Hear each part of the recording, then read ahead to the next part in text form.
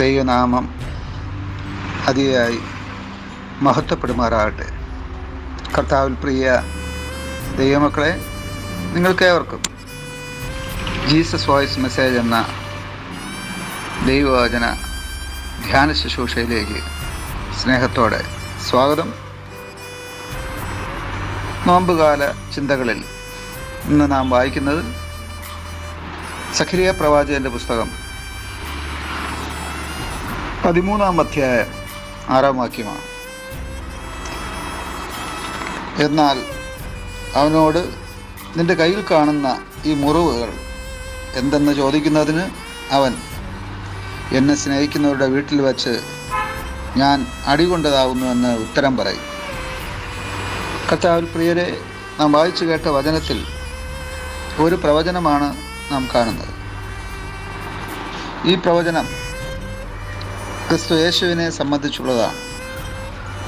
പ്രവാചകൻ ദർശിക്കുന്നത് യേശുവിൻ്റെ കരങ്ങളിലെ മുറിപ്പാടുകളാണ്. ഈ മുറിപ്പാടുകൾ എങ്ങനെ സംഭവിച്ചു? എന്ത് കാരണത്താൽ സംഭവിച്ചു? ആർക്ക് സംഭവിച്ചു? ഇങ്ങനെ അനവധി ചോദ്യങ്ങൾ ഉന്നയിക്കാവുന്നതാണ്. എന്നാൽ വളരെ വ്യക്തമായ ആ ചോദ്യങ്ങളുടെ ഉത്തരം, ഈ മുറിവുകൾ 2000 വർഷങ്ങൾക്ക് മുമ്പ് മാനവരാശിയെ രക്ഷിക്കുവാൻ സ്വർഗം വിട്ടിറങ്ങി ഈ ഭൂമിയിൽ വന്ന് മനുഷ്യരുടെ രക്ഷയ്ക്കായി പാപ പരിഹാര ബലി അർപ്പിക്കുവാൻ യേശു വന്നപ്പോൾ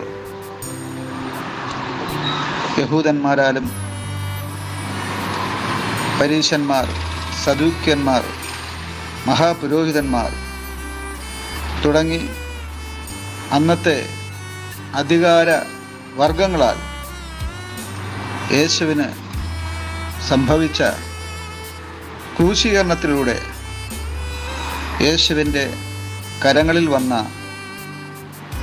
മുറിവുകളെക്കുറിച്ചാണ് പ്രവാചകൻ ദർശിക്കുന്നത്. യേശുവിൻ്റെ കരങ്ങളിൽ ശത്രുക്കൾ അഥവാ റോമൻ സൈന്യം മാരകമായ കാരിരും ബാണികൾ തറച്ചിരുന്നു, അഥവാ കുരിശിൽ തറച്ചിരുന്നു. ക്രൂശിൽ തറച്ച യേശുവിനെ ക്രൂശിൽ നിന്നിറക്കി കല്ലറയിൽ സംസ്കരിച്ചിരുന്നുവെങ്കിലും ആ മുറിപ്പാടുകൾ പിന്നെയും നിലനിൽക്കുകയാണ്. ആ മുറിപ്പാടുകൾ ഇവിടെ നാം കാണുകയാണ്. ഈ മുറിവുകൾ എങ്ങനെ എന്ന ചോദ്യത്തിന് യേശു തന്നെ പറയുന്ന വിചിത്രമായ ഒരു മറുപടി, അത് എൻ്റെ ശത്രുക്കൾ ഏൽപ്പിച്ച മുറിവുകളല്ല, ഇത് എന്നെ സ്നേഹിക്കുന്നവരുടെ വീട്ടിൽ വെച്ച് ഞാൻ അടികൊണ്ടതിൻ്റെ പാടുകളാണ് എന്നാണ്. നമ്മെ ആരെങ്കിലും ഉപദ്രവിച്ചാൽ, പരിക്കേൽപ്പിച്ചാൽ, വേദനിപ്പിച്ചാൽ, മുറിപ്പാടുകൾ അഥവാ മുറിവിൻ്റെ അടയാളങ്ങൾ നമുക്കുണ്ടായാൽ അത് സംബന്ധിച്ച് ചോദിക്കുന്നവരോട് നാം സംഭവിച്ചതിൻ്റെ 4 ഇരട്ടിയാക്കി വർദ്ധിപ്പിച്ച് പറയുകയാണ് പതിവ്. ഇവിടെ യേശു നമുക്ക് ഒരു നല്ല പുതിയ മാതൃക കാട്ടിത്തരികയാണ്. വേദനിപ്പിച്ചിട്ടും മുറിവേൽപ്പിച്ചിട്ടും, അത് ക്രൂശിൽ തൻ്റെ ജീവൻ എടുത്തിട്ടും അത് സംബന്ധിച്ച് ഒരു ചോദ്യം വരുമ്പോൾ, ഇത് എന്നെ അവർ ഉപദ്രവിച്ചതല്ല, വേദനിപ്പിച്ചതല്ല, എന്നെ ക്രൂശിൽ തറച്ചതല്ല, എൻ്റെ സ്നേഹിതന്മാരുടെ ഭവനത്തിൽ വച്ച് എനിക്ക് പറ്റിയ, അഥവാ എന്നെ സ്നേഹിക്കുന്നവരുടെ വീട്ടിൽ വച്ച് എനിക്ക് പറ്റിയ ഒരു ചെറിയ മുറിവുകളാണെന്ന് സംഭവിച്ച വലിയ കാര്യത്തെ ലഘൂകരിച്ച് പറയുകയാണ് യേശു. അത് നമുക്ക് സംഭവിക്കുന്ന ചെറുതും വലുതുമായ കാര്യങ്ങൾ, അത് കഷ്ടതകളാകാം, രോഗങ്ങളാകാം, മറ്റു ശത്രുക്കളുടെ ഭീഷണിയോ പ്രവർത്തനങ്ങളോ ആകാം. അത് യേശുവിനെ പോലെ നിസ്സാരവൽക്കരിച്ചുകൊണ്ട് ദൈവത്തെ മഹത്വപ്പെടുത്തുവാൻ ഈ നോമ്പുകാലം നമുക്ക് സമർപ്പിക്കാം. ആമേൻ, ആമേൻ.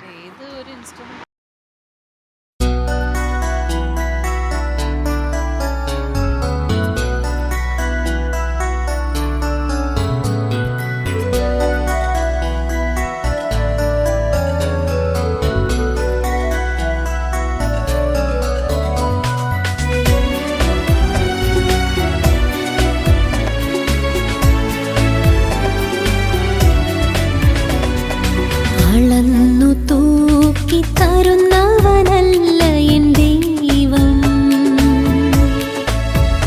അളക്കാതെ വാരിച്ചൊരിഞ്ഞിടുവേ നല്ല അനുഗ്രഹങ്ങൾ.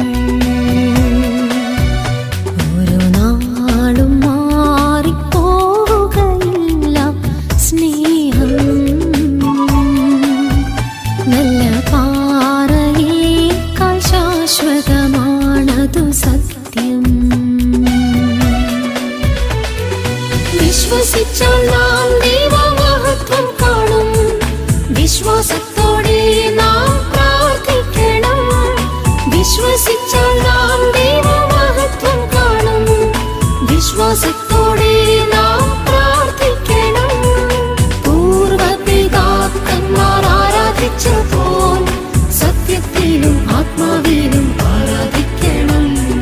പൂർവപിതാക്കന്മാർ ആരാധിച്ച പോൽ സത്യത്തിലും ആത്മാവിലും ആരാധിക്കണം.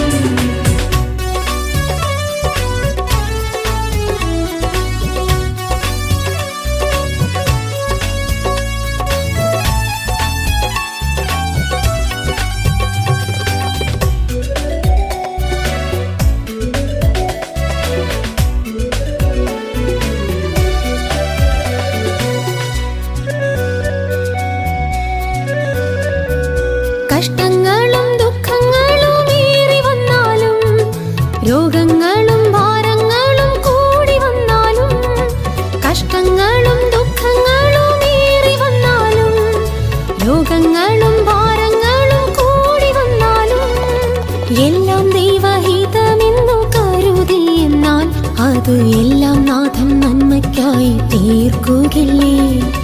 എല്ലാം ദൈവഹിതമെന്നു കരുതി എന്നാൽ അത് എല്ലാം നാഥൻ നന്മയ്ക്കായി തീർക്കുകയില്ലേ.